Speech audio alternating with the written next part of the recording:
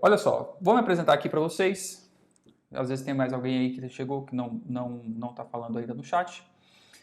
O seguinte, eu sou Daniel Geraldini, sou engenheiro civil, sou extremamente apaixonado pelo tema, esse assunto que é o parcelamento do solo, empreendimentos imobiliários, especificamente loteamentos, condomínios de chácaras, que é o assunto que a gente vai falar aqui hoje, condomínios fechados, né, os loteamentos de acesso controlado, os condomínios de lotes. São assuntos que eu gosto muito, estudo bastante esses assuntos e no passar dos anos eu tenho reparado que muitas pessoas que trabalham no mercado imobiliário, que trabalham com loteamentos, que exercem profissionalmente essa atividade, muitos empreendedores não têm o conhecimento técnico necessário para atuar nessa área com segurança. Muito do que acontece no mercado, muito do que dos resultados que são obtidos pelo mercado, eles são até por um pouco de aleatoriedade, um pouco de sorte. E isso a gente observa na curta sobrevivência, no curto tempo de vida de sobrevivência que os empreendedores têm no mercado imobiliário. Você acaba observando que são raras as empresas que sobrevivem mais de 5, 10 anos na atividade. Isso porque a hora que os problemas começam a aparecer, a empresa não tem capacidade de se adequar à realidade, né? Porque às vezes entra um problema no Ministério Público e acha que é uma perseguição do Ministério Público, entra um problema na Prefeitura e acha que é a burocracia da Prefeitura. Não estou falando que essas coisas não existam, mas na maioria dos casos não é culpa desses órgãos, nem do Ministério Público nem da Prefeitura. Muitas vezes é de fato o empreendedor que está errado. Ah, tá. Antes, deixa eu ajustar aqui a minha tela. Aqui. Isso. Agora vai carregar aí minha tela, certo? Então, com isso, eu comecei a ministrar o curso de loteamentos em 2017. De lá para cá, a gente já fez mais de 40 turmas presenciais. Atualmente, agora, o curso de loteamentos online ele está com inscrições abertas. Eu não sei até quando a gente vai deixar essas inscrições abertas. Brevemente a gente fecha isso aí. A intenção principal disso é aumentar a capacidade, aumentar o profissionalismo do mercado imobiliário brasileiro como um todo. E esse assunto de hoje aqui, que a gente vai falar, que são os condomínios de chácaras, isso aqui é um dos lugares, normalmente é um empreendimento em que ele é um empreendimento de partida, muitos empreendedores começam no mercado imobiliário por meio de um condomínio de chácaras, e pode ser que seja por causa disso, muitas pessoas que trabalham com esse tipo de negócio aqui trabalham muito no achismo, trabalham muito na impressão do que está certo, do que pode dar certo. E com certeza esse tipo de empreendimento aqui, o condomínio de chácara, o chacreamento, o sítio de lazer, esse tipo de empreendimento aqui é o lugar onde as pessoas têm mais opiniões erradas. Nada do que, muito do que é dito aqui é sem nenhum tipo de fundamento e as pessoas acabam empreendendo com base no achismo, investem muito tempo, investem muito dinheiro com base no achismo e acabam tendo uma frustração de resultados lá na frente e culpam uma situação macro por causa disso. Então, vamos lá. Vamos começar a nossa conversa aqui. Né? A gente aqui tem algumas coisas para falar. Eu quero falar com vocês sobre definições legais sobre o condomínio de chácaras. Eu vou falar com vocês sobre alguns aspectos comerciais, sobre, né, o posicionamento de marketing comercial. E depois eu vou dar a minha opinião a respeito desse tipo de negócio aqui. Tá? Olha só, né, qual que foi a ideia do condomínio de chácaras? Né? É que a gente vive diariamente nessa selva doida que é a cidade. A gente diariamente fica aqui com fumaça, trânsito, a gente está sempre atrasado, sempre massacrado pela rotina. E aí a gente precisa de espairecer, a gente quer sair da cidade um pouco, quer respirar um ar um pouco mais puro, quer ter um pouco de silêncio. E aí foi onde apareceu a necessidade do condomínio de chácaras, né? Então, talvez aqui, eu poderia escrever aqui, né, de onde veio, né? Primeiro aqui, o que esse tipo de empreendimento faz por nós? É viver a natureza, né, que é sair um pouco da cidade. A gente não tem tempo, né, essas são as necessidades aqui, né? Quais são as necessidades que fazem esse tipo de empreendimento ser comercialmente viável? A gente quer sair da cidade, a gente quer viver a natureza. Aí você fala assim, ué, mas então por que você não compra uma fazenda? Se você não quer viver a natureza, você não quer aproveitar esse ambiente, claro, o que você tem que fazer é comprar uma fazenda. Aí eu te respondo assim, pô, eu até compraria uma fazenda, só que eu não tenho tempo, eu não tenho dinheiro, nem energia para comprar uma fazenda, né? O que eu quero é apenas a parte boa da fazenda. O que eu quero apenas é ir lá os finais de semana. Eu não quero ter uma propriedade gigantesca. Eu quero ali uma casa, quero ali uma horta, um gramado. Eu quero uma pequena porção de terra. Eu quero um sítio de lazer, né? Eu quero uma alternativa de lazer, né? Eu quero ter alguma coisa para fazer aos finais de semana que não seja ir para o shopping. Porque à medida que as cidades crescem e à medida que as cidades mal planejadas crescem, a gente repara uma coisa muito séria, que é a falta de alternativa de lazer. E o que a gente tem para fazer numa cidade normalmente é ir para o shopping. Então, se você não vai para o shopping, você não tem muita coisa para fazer, né? Muito bem. Então, a gente com essas necessidades aqui, cria esse tipo de negócio que é o chacreamento, que é o condomínio de chácaras, né? E aí a gente tem uma força comercial até interessante, a gente tem esses argumentos aqui comerciais até interessantes para convencer. O nosso público-alvo são pessoas com um pouco mais de dinheiro. Normalmente a gente não está vendendo para quem está buscando ali a sua primeira moradia, são pessoas que estão na sua segunda moradia. E aí começa a dúvida, né? A grande dúvida desse assunto. Qual que é a grande dúvida desse assunto? É o seguinte, olha, existe a Lei Federal 6766, que fala sobre parcelamento do solo, é uma lei muito bem escrita, fala sobre loteamento, como é que você pega uma área, divide essa área em lotes, como é que você faz ruas, como é que o licenciamento ambiental funciona, quais são as obras. Ela fala muito bonito sobre o parcelamento do solo urbano. Só que quando a gente fala de condomínio de chácaras, me parece que, por uma condição de existência, me parece que intrinsecamente eu estou falando de uma coisa que não é urbana, né? Se o parcelamento do solo urbano está lá na Lei 6766, como é que a gente resolve o parcelamento do solo que não é o urbano, não é na cidade? Eu estou falando do meio do mato, estou falando na natureza. Como é que a gente faz esse parcelamento do solo? Quais são as regras que eu tenho que seguir? Aí entra se a gente faz no INCRA, se a gente faz na prefeitura, qual que é o tamanho mínimo do lote, se a gente tem que seguir o módulo rural, o módulo fiscal, ou como é que eu faço lotes menores do que isso, né? Existe genuinamente aqui uma confusão sobre esse assunto, né? Uma confusão real. Por que é uma confusão real? Porque você tem a Lei Federal 6766 de 79, você tem um outro instrumento legal, uma outra lei até anterior a essa, que é o Estatuto da Terra, que a lei, ela é deixa eu colocar aqui entre parênteses, a Lei Federal 4.504 de 64, que é da época, inclusive, do regime militar. Aí, um pouco depois aqui da Lei Federal, a gente tem uma instrução normativa 17B, que ela é de 1980. É uma instrução normativa do INCRA, essa aqui, que fala muito sobre parcelamento do solo rural. E aí, mais recente agora, essa instrução normativa ela foi revogada, se eu não me engano, pela instrução normativa 82 de 2015. Existem muitas coisas escritas sobre esse assunto.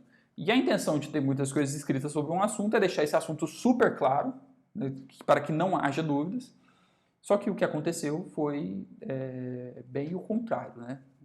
Quando a gente fala sobre parcelamento do solo rural, quando a gente fala sobre chacreamento, se a intenção era escrever o máximo possível, publicar o máximo de documentos possível para zerar as dúvidas dos empreendedores, se essa era a intenção, obviamente o objetivo não foi alcançado, né? Então a gente tem todos esses textos aí que falam sobre o parcelamento do solo e a pergunta continua, né? Como parcelar o solo rural, né? Eu vou colocar aqui rural entre aspas porque eu quero discutir com você a definição disso, do que é o rural, e a gente vai ver que talvez não seja esse o tipo de resposta que a gente precisa para o nosso negócio, tá? Olha só, eu vou... primeira coisa, antes de eu entrar aqui nesse assunto, eu preciso te fazer um alerta, tá? Porque esse alerta que eu gosto de fazer em toda aula e vocês normalmente não me escutam nesse alerta. É o seguinte, existe um documento que é super importante para quem empreende, que é esse aqui, a Lei Federal 6766 de 79. Se você trabalha com parcelamento do solo, não é possível que você continue fazendo sua atividade sem conhecer profundamente esse texto, essa lei federal. Isso aqui é o que regula a sua atividade profissional. Se você é empreendedor, se você é corretor de imóveis, se você é técnico, topógrafo, se você faz projetos, se você é engenheiro, se você é arquiteto, qualquer pessoa que é envolvida nessa atividade tem que ter um conhecimento profundo sobre o texto dessa lei, 6766 de 79. Olha só, está aqui o texto, não é um texto muito longo. Para você achar essa lei no Google, você vai fazer assim, ó. Você vai entrar lá no Google e digitar assim, Lei 6766. E aí, o primeiro link que abrir aqui é o do Palácio do Planalto, é um link confiável. Você entra aqui, está aqui na íntegra o texto da Lei 6766. Você tem que ler esse texto, é obrigatório, não tem alternativa. Você tem que conhecer esse texto na íntegra. Tudo o que a gente vai discutir, todas as respostas estão aqui nesse texto. Eu não vou inventar nada. Aqui uma sugestão de leitura para você. Se você simplesmente abrir o link daquele jeito, você vai ver que aqui tem uns artigos. Deixa eu dar um zoom aqui. Você vai ver que aqui tem uns artigos que estão sobrescritos, porque eles deixaram de valer, eles foram alterados. A redação foi alterada ou eles simplesmente foram revogados.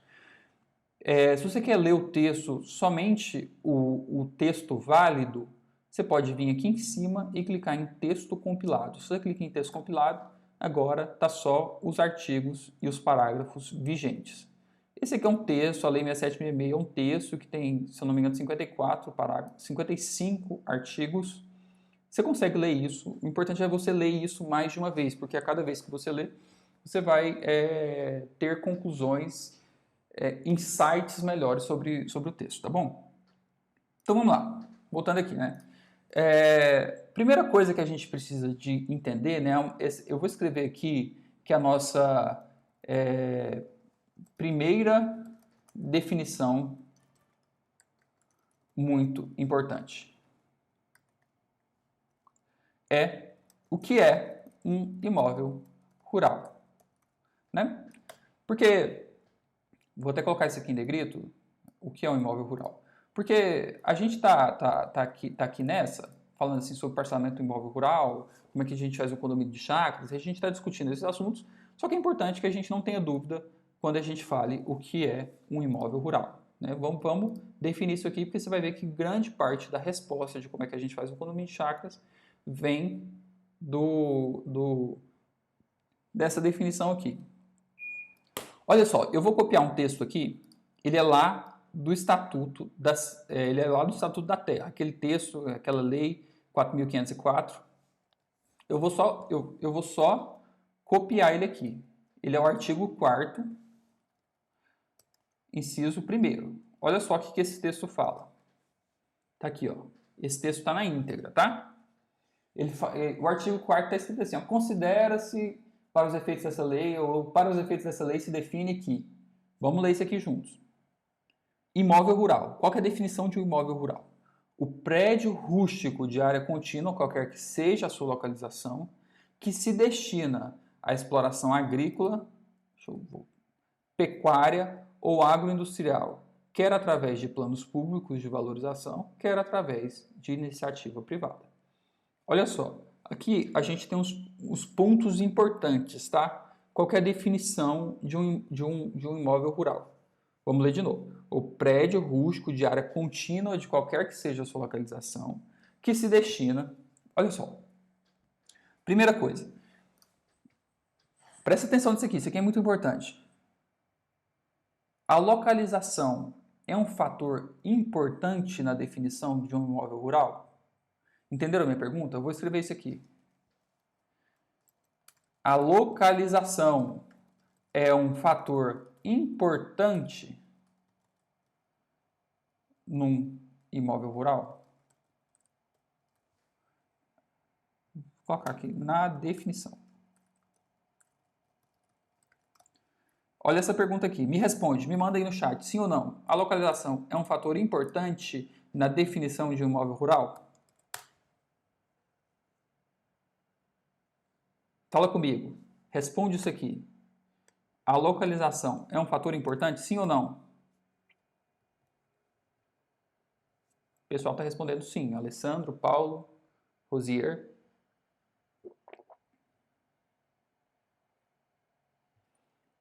Olha só. Por que que é importante, tá? A gente tem aqui.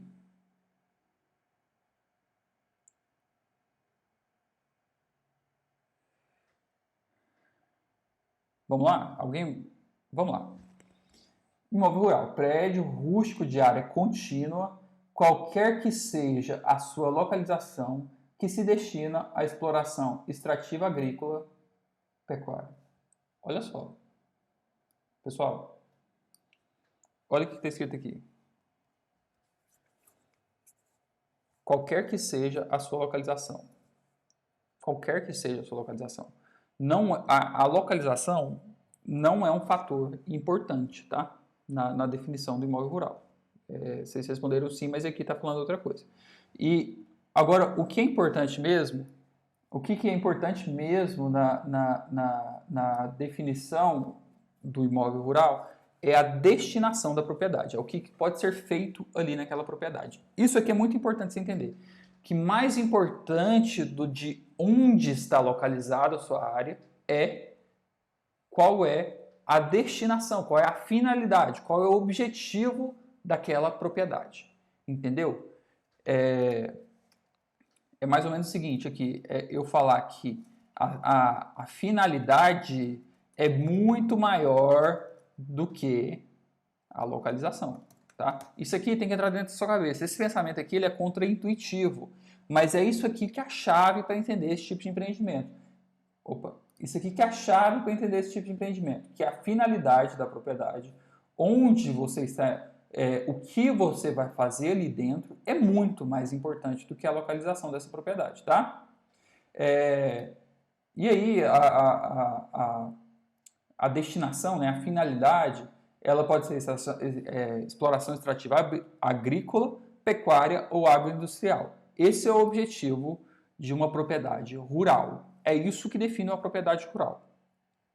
Obviamente, propriedades dentro de zonas urbanas, propriedades dentro do município, elas não têm essas atividades permitidas. Você não pode fazer, por exemplo, a criação de animais silvestres dentro de uma cidade. Isso é contra o código de postura do município. Você pode, contra a vigilância sanitária, contra os bons modos de viver dentro de um município, você pode receber uma fiscalização, mas você tem que fechar seu negócio. Você não pode ter essas atividades dentro da zona urbana. Essas atividades elas são exclusivas da zona rural. Você não pode criar gado, por exemplo, dentro de uma cidade, porque isso é proibido. Por mais que a gente veja cavalos e vacas dentro de alguns municípios, você não pode fazer isso, beleza? É muito importante você entender que a finalidade de uma área é muito mais importante do que a localização que ela está, beleza? Então ficou claro o que é um imóvel rural? Imóvel rural imóvel rural é um lugar de uma área de qualquer tamanho, localizado em qualquer lugar, que tenha esses objetivos, beleza? É o que está escrito aqui, tá bom? Agora vamos para o segundo texto legal da aula de hoje. Segundo texto legal. Esse texto agora ele é da Lei Federal 6766 de 79 ele é o artigo 4º e é o inciso, desculpa, artigo 3º, perdão. Ele é o artigo 3º, não é inciso nenhum, não. Vou copiar e colar ele aqui também.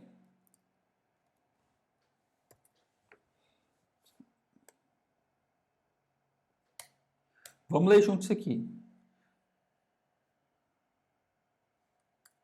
Vem comigo. Somente será admitido o parcelamento do solo para fins urbanos, vou deixar isso aqui em negrito, em zonas urbanas, de expansão urbana ou de urbanização específica, assim definidas pelo plano diretor ou aprovadas pela lei municipal. Olha só o que esse artigo está querendo dizer aqui. Isso aqui é a chave para entender. Presta atenção nisso aqui. Somente será admitido o parcelamento do solo para fins urbanos. O que são fins urbanos? Né? Somente será admitido o parcelamento do solo para fins urbanos? O que são esses fins urbanos? Olha só, a inferência que a gente faz aqui... Só um minutinho. A inferência que a gente faz aqui é que esses aqui em cima são os objetivos rurais, os objetivos agrícolas, e aí agora a gente vai falar dos objetivos urbanos, são aqueles que não são esses, são moradia, vamos escrever aqui, fins urbanos, moradia e lazer. São fins exclusivamente urbanos, tá bom? Somente será admitido o parcelamento do solo para fins urbanos em zonas urbanas, de expansão urbana ou de urbanização específica, assim definidas pelo plano diretor ou aprovadas por meio de lei municipal. Opa, meu WhatsApp está aberto aqui, deixa eu encerrar ele. Então, olha só.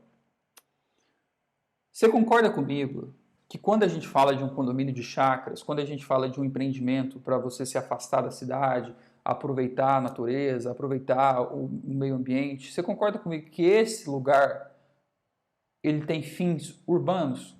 Por mais que ele seja distante do centro, por mais que você tenha que pegar uma estrada de terra, avançar 15 quilômetros em direção ao meio do mato, isso que você está fazendo ali tem fins urbanos? É diferente de uma agricultura de subsistência, é diferente de uma exploração agrícola, é diferente de uma pecuária, é diferente de uma indústria agrícola, uma produção agroindustrial. Você concorda comigo que é diferente? Então, o que você está fazendo ali tem fins urbanos. Muito claro, para mim isso fica muito claro, não sei para você. Um empreendimento de chacreamento, um condomínio de chacras, ele para mim, ele tem fins urbanos, ele não é rural, ele não tem fins agrícolas. Ora, se ele não tem esses fins agrícolas aqui, o que a gente está fazendo não pode ser caracterizado como imóvel rural. E o que a gente está fazendo não pode ser caracterizado como parcelamento do solo rural. Não é um parcelamento do solo rural. A gente está fazendo uma coisa que tem fins urbanos. Então, obviamente, os requisitos, o que você tem que seguir, o padrão de atividade que você tem que ter agora para frente aí, é o padrão proposto na Lei 6766, é o padrão proposto o padrão proposto na Lei Municipal de Parcelamento do Solo, né? Você não tem que inventar. Vou reescrever isso aqui, vou reescrever, vamos lá. Olha só. Vamos lá. Se o parcelamento tem fins urbanos, né, que a gente falou ali, que é o lazer ou moradia, então ele tem que ser localizado em uma zona urbana. Zona urbana, zona de urbanização específica ou zona de expansão urbana, né? A gente viu que tem essas três possibilidades lá. E a outra conclusão que a gente tem aqui é que o parcelamento rural só serve para imóveis rurais, que é aqueles objetivos que a gente viu lá em cima, exploração extrativa agrícola, pecuária ou agroindustrial, né? Então, em quais ocasiões que a gente vai usar um parcelamento rural? Imagina que você tem uma fazenda e o seu vizinho arrenda um pasto na sua fazenda para plantio de soja em determinada colheita, ele juntou o dinheiro suficiente, ele entendeu que melhor do que arrendar um pasto com você, melhor do que isso, é se ele fosse dono daquele pasto. Então ele te faz uma proposta para adquirir aquele pasto, e ele vai comprar uma porção da sua fazenda, e o objetivo ao comprar essa porção da fazenda é que ele vai continuar mantendo ele como um pasto, né? A finalidade do parcelamento, ela continua sendo agrícola, ela continua mantendo a finalidade original.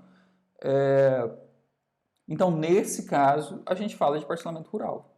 Agora, no nosso caso, que a gente fala de chacreamento, que a gente faz um marketing, colocando lá uma área de lazer, colocando lá um clube ou uma pequena área de lazer com uma churrasqueira, enfim. Se você propõe ao seu cliente nos meios publicitários alguma coisa que é diferente de agricultura de subsistência, você está fazendo um parcelamento para fins urbanos. Beleza?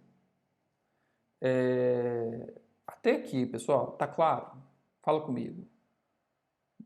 Vocês estão entendendo o que eu estou falando aqui? Ou eu estou falando em grego? Tá claro? Beleza. Tá bom. Vamos falar então quais são as consequências disso, tá?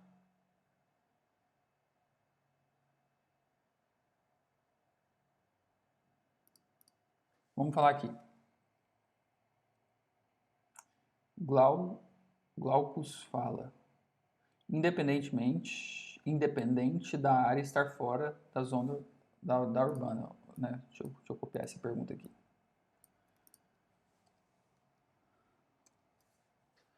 O Glaucus Julianus fala, né, se dá para fazer esse parcelamento independente da área se está fora da zona urbana, né? Olha só, veja bem o que está escrito aqui no artigo 3º. Somente será admitido o parcelamento do solo para fins urbanos. Você só pode fazer o parcelamento nesses 3 lugares: zonas urbanas, zonas de expansão urbana ou zonas de urbanização específica, né? Você tem que enquadrar a sua propriedade. Ué, mas e como é que eu faço isso? Ué, por meio do plano diretor, se o seu município ele tiver um plano diretor, você vai ter que promover uma alteração no plano diretor. Se ele não tiver plano diretor, vai ser feita por uma lei municipal. Às vezes a gente faz isso aqui por decreto ou por lei complementar. O decreto é só o prefeito que assina e a lei complementar tem que passar na Câmara de Vereadores. Então, não pode estar fora da zona urbana. Você tem que dar um jeito de incluir essa propriedade dentro da zona urbana, tá? Se seu município tiver plano diretor, você tem que aguardar a próxima revisão do plano diretor, né? Revisões do plano diretor acontecem a cada 7 anos. Só que normalmente esse tipo de empreendimento ele tem uma característica, né? Por ser próximo da natureza, ele acontece em municípios menores, que tem um adensamento menor. E aí, normalmente, esses municípios menores não têm, infelizmente, né? Infelizmente, esses municípios menores eles não têm um plano diretor. Então, é isso que acontece. Beleza? Tá, vamos falar aqui quais são as consequências dessa interpretação. Consequências. Isso. Consequência número 1. Né? O que acontece com isso? Como é que é o procedimento de aprovação? É mais ou menos isso que a gente estava falando agora. Como é que eu faço a aprovação, o licenciamento como é que é o trâmite legal desse tipo de negócio aqui? Se é um empreendimento com finalidade urbana, então, né, o que acontece aqui deverá ser aprovado pela autoridade municipal. Se ele é um empreendimento com finalidade urbana, então, 2 pontos. Porque quem regula o solo urbano é o município. O município ele recebe essa atribuição lá na Constituição Federal, na Lei 6766 ele também recebe essa atribuição. O município é responsável pela regulamentação do solo urbano. Então, o que acontece? Né?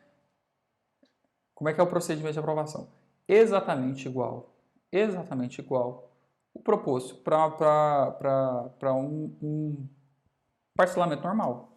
O trâmite, a lista de documentos, o licenciamento ambiental, onde você leva o processo, as cartas de viabilidade das concessionárias, é exatamente o mesmo processo de um parcelamento do solo dentro, lá perto dos centros. Não é porque está distante do centro que você vai considerar diferente. Mas é muito importante, né? É muito importante isso aqui. Eu vou escrever aqui importante. Transformar a propriedade em zona urbana, urbanização específica ou expansão urbana. Tem que fazer essa etapa. Essa etapa aqui, ela é obrigatória, você tem que transformar isso, tá? E aí, quando você for fazer essa etapa aqui, né, que é transformar essa propriedade, não... Ficou todo bagunçado aqui isso. Deixa eu apagar aqui. Olha só o que esse texto fala. Todas as alterações de uso do solo rural para fins urbanos dependerão de prévia anuência do INCRA, do órgão metropolitano se houver, onde se localiza o município e da aprovação da prefeitura municipal. Então, quando você for fazer essa alteração, você precisa de uma aprovação, você precisa da anuência de uma galera. De quem? Do INCRA, do órgão metropolitano e da prefeitura, tá? Órgão metropolitano é quando você está empreendendo dentro da região metropolitana, né? Então, normalmente isso fica ao redor das capitais. Você tem a capital, no meu caso aqui, né? Eu moro numa capital do estado de Goiás, eu moro em Goiânia. Existem alguns municípios ao redor de Goiânia que são considerados região metropolitana. Existe um órgão que administra essa região metropolitana, ele fica com a sede aqui em Goiânia. Porque muitas pessoas moram em outro município e trabalham aqui, muitas pessoas moram em outro município e usam um sistema de transporte público, usam um sistema de abastecimento.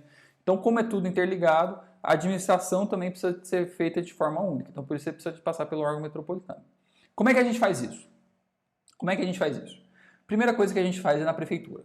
A gente vai lá e combina na prefeitura, conversa com o prefeito, conversa com o secretário, explica seu empreendimento, fala que você quer fazer um empreendimento de chacreamento, você quer fazer um condomínio de chacras e isso vai ter um apelo turístico e vai movimentar a economia do município e vai ser muito interessante para todo mundo, né? Você chama todo mundo, você conversou e convenceu da importância do seu empreendimento, você fala assim, olha, mas para eu fazer esse empreendimento, eu preciso que o perímetro da minha propriedade, somente a minha propriedade, você vai lá contornar a sua propriedade, eu preciso que aquela região ali seja considerada como zona urbana, né?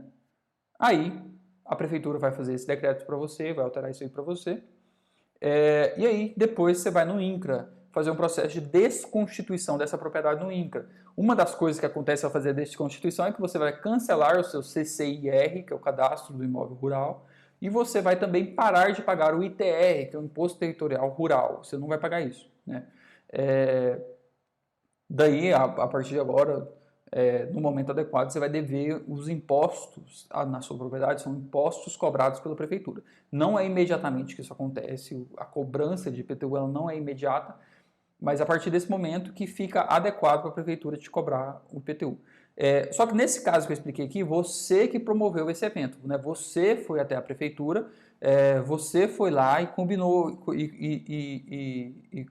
combinou essa alteração, mas pode ter sido o contrário. A prefeitura pode ter alterado uma propriedade sua, ela pode ter ido lá e decretado que a partir de agora ali é considerado perímetro de zona, ali é considerado um perímetro de zona de expansão urbana. Nesse caso, você também tem que proceder com o cancelamento do CCIR, cancelamento do ITR e depois, no momento adequado, quando satisfazer os requisitos, você vai ter que fazer a cobrança vai ter que fazer o pagamento de IPTU, né? Beleza? Tá, eu vi que chegou aqui uma pergunta. Duas perguntas, né, na verdade. Deixa eu copiar aqui a pergunta para aparecer depois na gravação. Primeira pergunta. Callback. Estamos falando de uma lei para alterar o plano diretor. Qual é a dificuldade disso? Entra muita questão política no meio, prefeitura, Câmara de Vereadores para aprovar? Sim. Primeiro, o objetivo do plano diretor, né, quando o plano diretor foi escrito, estudado, criado, o plano diretor ele foi feito para não sofrer esse tipo de modificação. justamente, o plano diretor é um instrumento de planejamento do município, cria diretrizes, planeja bem qual que vai ser os rumos de crescimento do município, uma equipe multidisciplinar, né, supostamente o plano diretor é um documento muito bem pensado. E ele foi feito para que não viessem empreendedores mal intencionados e falassem, agora faz ali, eu quero fazer um empreendimento aqui e tal. O objetivo do plano diretor é esse. Por causa disso, que é muito difícil fazer uma alteração do plano diretor e ele passa por revisões sistemáticas a cada 7 anos. Né? O plano diretor realmente é canseiro. Só que, normalmente, a gente não lida apenas com plano diretor. Né? Os municípios eles são menores e eles não têm plano diretor. Então, a gente lida muito com as leis complementares que são passadas na prefeitura e na Câmara, né? Ou decretos. E aí entra essa segunda pergunta que eu estou tendo aqui. Ó. Rosier fala o seguinte: e se o prefeito negar? Exatamente, se o prefeito negar, está negado. Se o prefeito negar, você não consegue fazer, porque essa é uma etapa obrigatória. Você vai gastar uma energia tentando convencer o prefeito. Então, por causa disso, que uma das conversas importantes que você tem quando você estiver avaliando esse tipo de empreendimento é ir até a prefeitura, conversar com o secretário ou o prefeito e explicar para ele a intenção disso. A princípio, a prefeitura não tem nenhum tipo de ônus com isso, em transformar ali em zona de expansão urbana. Não é isso que vai onerar o empreendimento.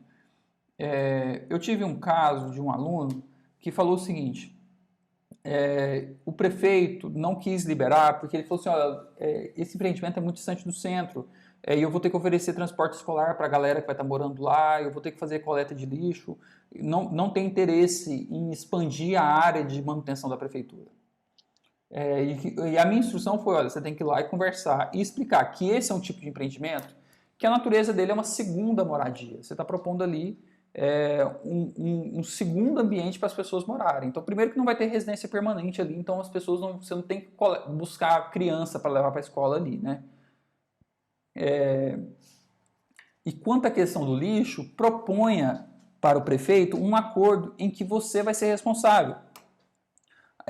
2 vezes por semana, você vai coletar o lixo e levar para a cidade. Você vai levar para o lixão, você vai levar para o aterro sanitário, se a prefeitura tiver, mas assuma essa responsabilidade, passa essa responsabilidade para o empreendimento, não deixa a prefeitura cuidar disso. Desse jeito, a prefeitura não tem mais objeção sobre esse assunto, beleza? Vamos mais? Tá, então essa foi a nossa primeira consequência. Segunda, primeira consequência, está aqui, né? Vamos lá. Segunda consequência.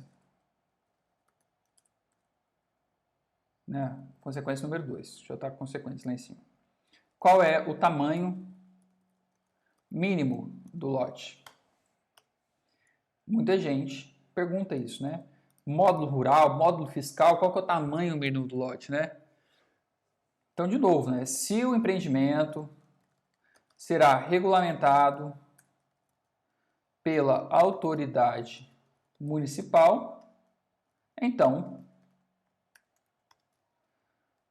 tamanho mínimo do lote, tamanho mínimo do lote. Gente, para mim isso aqui é óbvio também. O tamanho mínimo do lote é o tamanho que a prefeitura permite. Não é 2 hectares, 21 metros quadrados. Não é 1 hectare. É o tamanho que a prefeitura autorizar. Se a prefeitura autorizar 300 metros quadrados, vai ser 300. E lembrando que esse é o mínimo, né? Você vai fazer coisas acima do mínimo.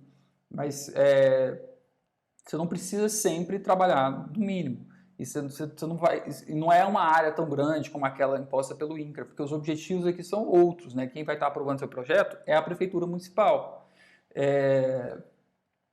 Veja bem, qual é o tamanho mínimo de um lote? Isso aqui é um assunto que é importante, que é o seguinte: qual que é o tamanho mínimo de um lote? Vocês sabem qual é o tamanho mínimo de um lote? Estou perguntando para vocês. Qual é o tamanho mínimo de um lote? Pergunta para vocês. Minha pergunta para vocês. Responda para mim. Qual é o tamanho mínimo de um lote?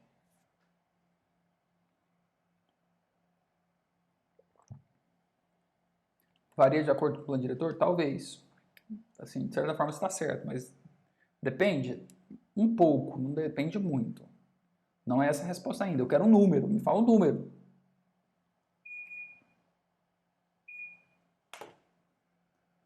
Código Civil? Não. Calma. Qual caminho o pessoal utiliza quando diz que gleba de 20 metros para achar que é a prova mais fácil? O caminho é errado, Paulo. O pessoal tenta fazer um parcelamento do solo pelo INCRA. E você não pode fazer pelo INCRA porque o que você está fazendo não tem finalidade urbana, né? O Cal fala federal 225, Glaucus fala 125. Aliás, o Cal mudou para 200. Vamos lá, vou responder. Já que vocês já vi que não está tendo unanimidade aqui, né? E eu vou responder baseado na Bíblia. Paulo fala 180. Galera, olha só. Tamanho mínimo de um lote. Gente, tá vendo quando eu falo que as pessoas têm opiniões? Cadê? Tá aqui, ó. Olha só onde que eu tô. Onde que eu vim responder essa pergunta. Lei 6766, né? Eu falei que estava tudo aqui, não era? Olha só, a gente vai vir aqui para artigo 4º, da Lei 6766, item 2. Os lotes terão área mínima de 125 metros quadrados e frente mínima de 5, né? Ele é 5 por 25. Salvo quando o loteamento se destinar a organização específica ou de edificação de conjuntos habitacionais de interesse social previamente aprovadas pelos órgãos municipais, pelos órgãos públicos competentes. Lembrando que a prefeitura ela pode te restringir mais do que isso. Então, 125 e a prefeitura pode ser mais restritiva. Ela pode falar 180, 360, ela pode ser mais restritiva do que isso. Mas a nível mínimo do mínimo é a Lei 6766, né? Beleza? Olha só, porque aqui em cima fala o seguinte. Os estados, Distrito Federal e os municípios poderão estabelecer normas complementares. Então, o que você vai fazer do seu empreendimento pode ter alguma coisa complementar feita pelo município, beleza? Tá. Vamos mais. Isso aqui é só para mostrar que as pessoas continuam dando opiniões aqui, ó. Mas vamos mais. Terceira questão. Qual que é a terceira questão? Como será feito o licenciamento ambiental? Como é que é feito o licenciamento ambiental de um projeto desse? Né? Eu vou escrever aqui de novo. Né? Se o empreendimento tem finalidade urbana, então deverá ser licenciado igual a um loteamento normal. Eu vou escrever normal aqui entre aspas porque o que a gente está fazendo é um loteamento normal, né? Isso tem que ficar claro aqui pra gente, tá? Olha só. Você está vendo aqui que tudo que a gente está fazendo é normal, né? Eu vi aqui que tinha uma pergunta, eu quero dar uma aprofundada nisso, porque a pergunta do Paulo. Eu quero aproveitar essa hora aqui para fazer essa resposta aqui. O Paulo pergunta, qual o caminho o pessoal utiliza quando diz que gleba de 20 mil metros para achar que essa prova é mais fácil? Tá? O que são esses 20 mil metros? 20 mil metros, existe uma medida que é utilizada no INCRA que chama módulo rural. O módulo rural é o tamanho, de acordo com as definições lá, seria o tamanho de uma propriedade, o tamanho mínimo de uma propriedade, para a subsistência de uma família. Então, esse tamanho mínimo, ele varia de acordo com a localização da propriedade, da região que ela está, o aproveitamento do solo, regime hídrico da região. Existe uma tabela, você entra aí no site do INCRA, você vai ver que tem uma tabela de módulos rurais. Porque cada região tem uma produtividade diferente, né? Geralmente, esse tamanho é de 2 hectares, né? Então, isso aqui, 2 hectares, é igual a 2 vezes 10 mil metros, né? Então, que dá os 20 mil metros quadrados. Então, isso aqui é geralmente, tá? Geralmente, um módulo rural é igual a 2 hectares, que é igual a 10 mil metros. Geralmente, não é sempre. E aí o INCRA fala o seguinte, a fração mínima de parcelamento rural é de um módulo rural. Você não pode dividir uma propriedade em partes menores, você não pode dividir uma propriedade rural em partes menores do que um módulo rural, né? Aí a galera fala assim, entendi então. Se eu quiser fazer um loteamento rural, se eu quiser fazer um condomínio de chácaras, eu entendi. Se eu quiser fazer um condomínio de chácaras, eu vou fazer lotes de um módulo rural. É exatamente isso que a galera faz e é exatamente isso que não pode fazer. Presta atenção nisso, esse aqui é o caminho errado. Esse aqui é o caminho que você pode ser preso. Você está cometendo uma infração grave, você está cometendo um crime contra a administração pública, né? Você está desrespeitando a Lei Federal 6766. Por que você não pode fazer isso? Porque o que você está fazendo não é um parcelamento de um imóvel rural, porque você está fazendo um projeto com finalidade urbana. E para fazer uma finalidade urbana, você tem que fazer de acordo com a Lei Federal 6766, beleza? Tá. Acho importante esclarecer isso aqui, porque o pessoal insiste nessa ideia, e essa ideia é muito errada. Não pode. O pessoal fala assim, mas tem uma brecha, se eu aprovar empreendimento como finalidade turística. Cara, se você está aprovando empreendimento na brecha, por design você está fazendo um empreendimento errado. E aí, esse é o tipo de pessoa que vai chegar lá na frente e vai falar assim, o Ministério Público está me perseguindo, a burocracia para aprovar empreendimento é muito canseira, né? Porque, claro, você está fazendo um empreendimento na brecha, né? Não acredito que seja certo, né? Muita gente faz errado. Igual o Paulo está falando aqui, na minha região, todo mundo faz dessa forma errado, exatamente. É errado, não pode, é errado. O dia que quiser ter qualquer tipo de fiscalização, está todo mundo errado. Fiscalização ambiental, fiscalização do Ministério Público, fiscalização da Prefeitura, está todo mundo errado. O registrador está errado, o cara que vende, o cara né, o empreendedor, o corretor, que também tem uma responsabilidade civil criminal quando ele faz a intermediação comercial, né? Está todo mundo errado. Todo mundo que está envolvido está errado. Não pode. Inclusive, você vai estar cometendo crime contra a administração pública e crimes ambientais, né? Porque você não está fazendo o licenciamento ambiental. Por isso que não pode, tá? Ficou claro, né? Insisti aqui, mas ficou claro. Minha quarta consequência, então. Quais são as obras de infraestrutura? Né? Quais são as obras de infraestrutura? De novo, as mesmas de um loteamento normal, não é?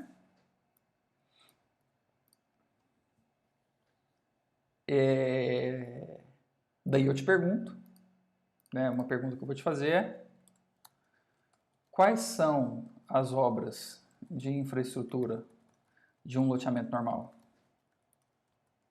Você sabe responder isso? Quais são as obras de infraestrutura de um loteamento normal? De novo, né? Eu vou colocar isso aqui entre aspas, porque normal, assim, a gente já está fazendo um empreendimento normal. Não adianta a gente ter a impressão que o que a gente está fazendo é diferente, né? Você sabe quais são as obras de infraestrutura de um loteamento normal? E se você não souber, você sabe onde eu vou buscar essa resposta?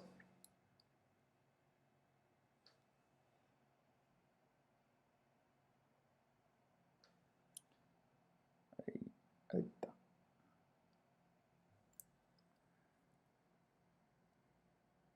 Ó, o pessoal já pelo menos tá vindo. Ó, o André já pulou aqui e já deu a resposta. Exatamente. A resposta para esse problema está na Lei Federal 6766. Aqui, ó, Lei Federal 6766. Artigo 2º, parágrafo 5º. A infraestrutura básica dos parcelamentos de solo é constituída pelos equipamentos urbanos de escoamento das águas pluviais, iluminação pública, esgotamento sanitário, abastecimento de água potável, energia elétrica pública domiciliar e vias de circulação. São 6. Tá? São 6.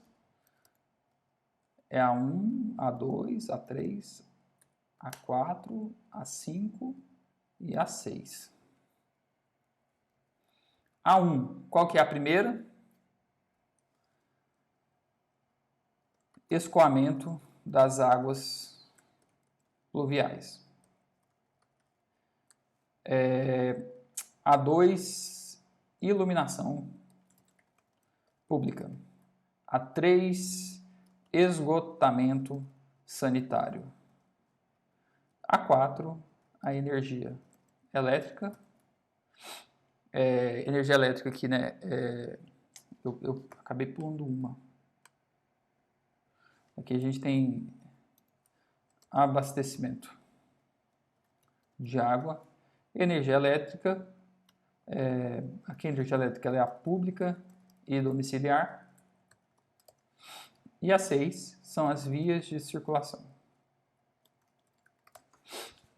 São 6 itens, muito pouco isso aqui, né? A sua prefeitura ela pode ser mais restritiva, mas olha que interessante, né? Tem gente que fala assim, mas se eu fizer um parcelamento do solo pelo município, aí vai ser muito canseira, porque aí eu vou ter que fazer aquele tanto de obra, né? Eu vou ter que fazer são aquelas obras que são exigidas pela prefeitura e isso aí vai acabar onerando meu projeto, né?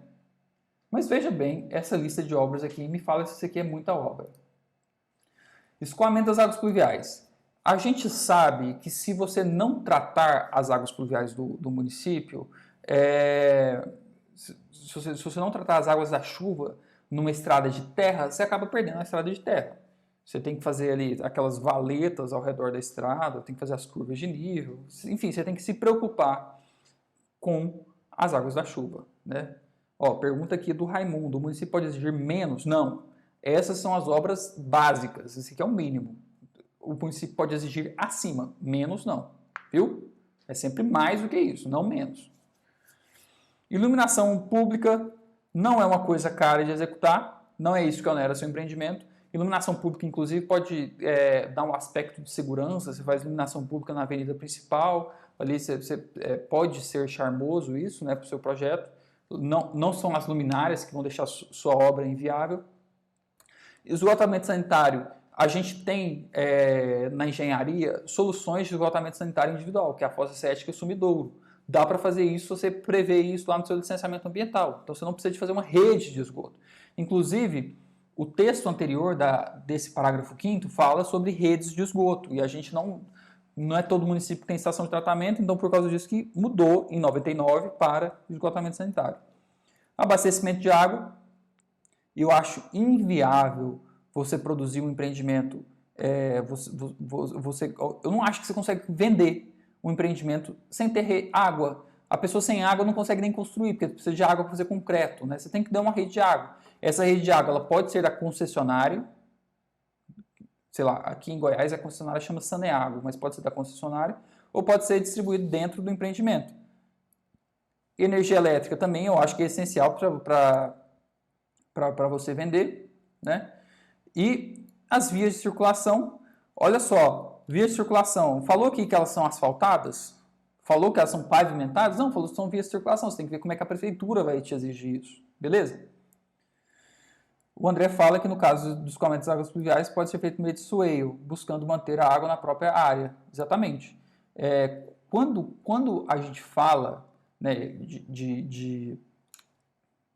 aqui está errado, ó, publicar. Quando a gente fala do objetivo dessa lista de obras públicas aqui, né, do objetivo dessa obra de infraestrutura, é garantir conforto para os usuários, né? O objetivo é isso, é que a gente não simplesmente explore, isso aqui é dando segurança para o nosso cliente. Então, quando a gente fala de escoamento das águas pluviais, é tipo assim, como é que a gente vai prevenir uma enchente? Como é que a gente vai prevenir um problema de drenagem, né? Aí existem esses métodos que a gente faz escoamento superficial, que é, por exemplo, aquele que eu mencionei para você, fazer aquelas valetas, curvas de nível, né? O André fala desse método swale, é um negócio super legal. Swale, deixa eu ver se eu acho alguma imagem aqui. Eu já vi um empreendimento desse jeito. Swale. Aqui. É super legal esse aqui porque faz até uma recaptação da água. É tipo uma curva de nível, só que no sentido inverso, né? A curva de nível a gente faz para cima, o swale eu faria para baixo. Então a gente faz tipo umas vias auxiliares no empreendimento com esse swale para que aqui vire tipo como se fosse um córrego na chuva, né? E aí, dependendo do regime hidrológico, às vezes é necessário fazer um sistema de captação aqui embaixo. Tá vendo? Tá dando para ver aí? Você tem que fazer um sistema de captação aqui embaixo para levar, se for muita chuva, tem que fazer esse sistema de captação para levar para um local adequado, né? Normalmente, o empreendimento que eu visitei não tinha esse sistema de captação subterrânea aqui, ele era feito somente uma drenagem superficial. E aí, naturalmente, né, com o passar do tempo, a água vai voltar para o subsolo. Né? Isso aqui é uma solução de se eu não me engano, permacultura.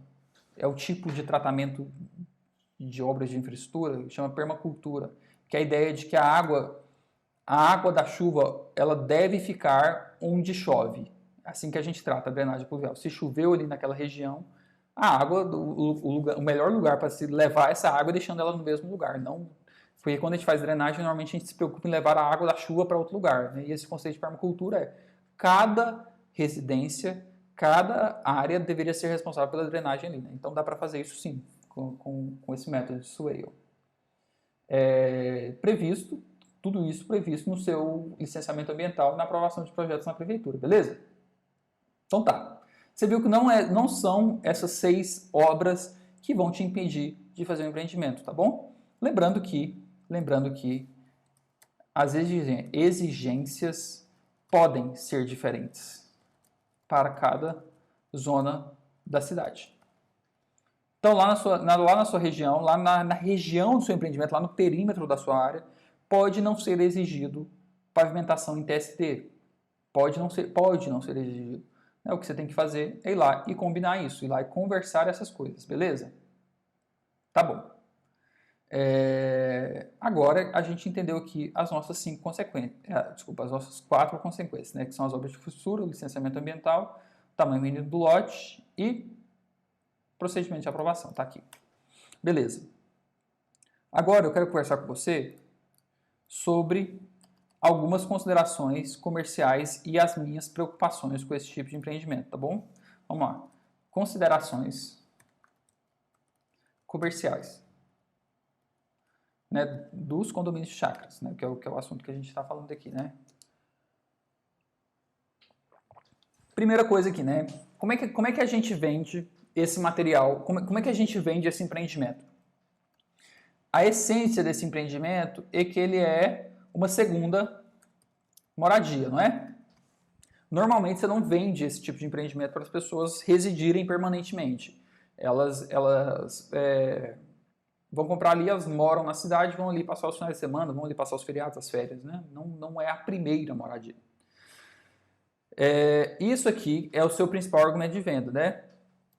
Então, o que eu falo aqui é o seguinte, que o seu maior argumento de vendas é também o seu maior problema.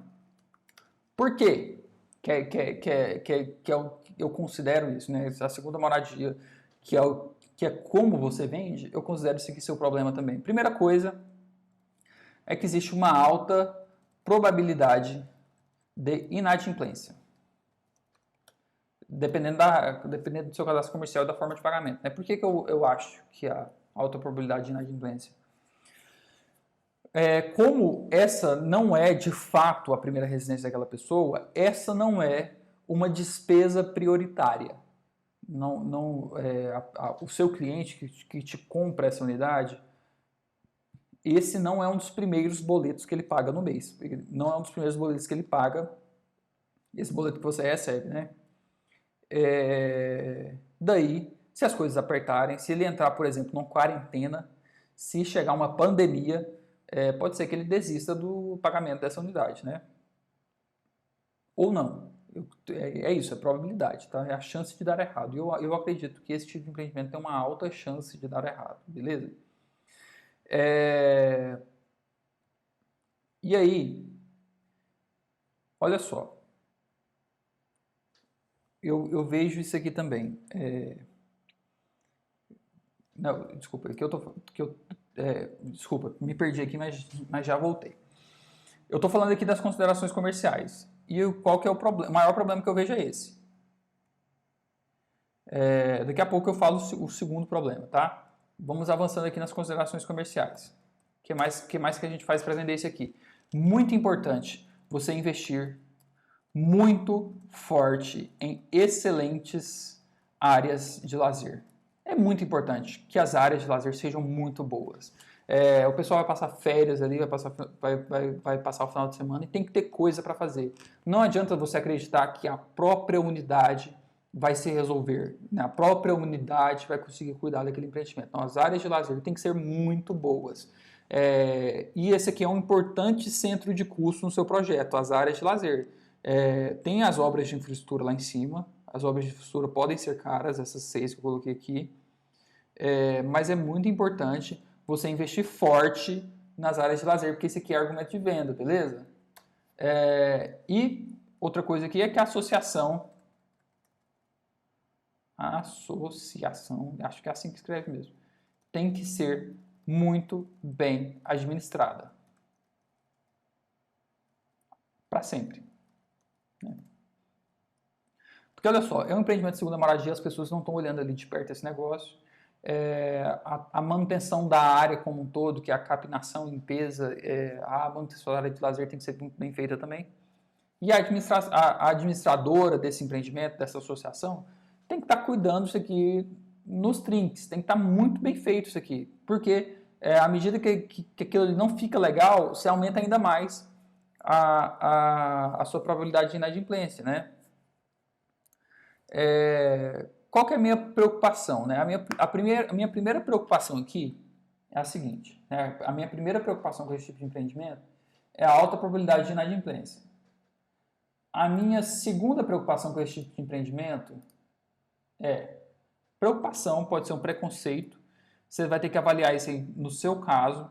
A minha preocupação é a seguinte, o investimento é similar a um loteamento normal, porque as obras de infraestrutura são muito parecidas e as obras de áreas de lazer também são muito parecidas, a menos que você menospreze esses preços, se você subestime esses preços de investimento. Então, o investimento para esse tipo de empreendimento é muito similar a um loteamento normal, um loteamento que vai estar localizado no centro da cidade. E o preço de venda é mais baixo do que um loteamento normal. Né? Normalmente você vende, sei lá, vou colocar um número aqui, você vende um empreendimento, se ele estivesse no centro do município, você vendia a R$130 o metro quadrado, e ele, por ser de chácara, você vai vender a R$75 o metro quadrado. Né? Você vai vender por, sei lá, 50% do valor, 40%, 60% do valor. E aí essa combinação de um investimento ser o mesmo, o preço de venda ser mais baixo, isso aqui resulta no lucro menor ou prejuízo. Então, eu reforço aqui que nesse caso aqui é muito importante você fazer a conta bem feita. É muito importante que você esteja muito bem afinado com a viabilidade financeira, com a viabilidade comercial, né, com a viabilidade urbanística daquilo ali que você está fazendo, para que a conta feche, porque você vai ter um custo mais ou menos padrão. O custo que você não vai ter aqui é com pavimentação, né, o principal custo aqui, né, cadê as horas? O principal, você não vai pavimentar as vias, às vezes você vai pavimentar somente a via de acesso, somente a via principal, mas é somente esse o custo que é diferente. Isso aqui é um custo expressivo, concordo, mas ele é expressivo a ponto de você conseguir reduzir em 40% o preço de venda da sua unidade. Então, você precisa estudar sua viabilidade financeira muito bem estudada. Você precisa fazer essa conta. Faça a conta, senão vai dar problema. Beleza? Beleza. Eu acho que é isso, galera. Como é que estamos? Tem dúvida aí? Quais são as dúvidas?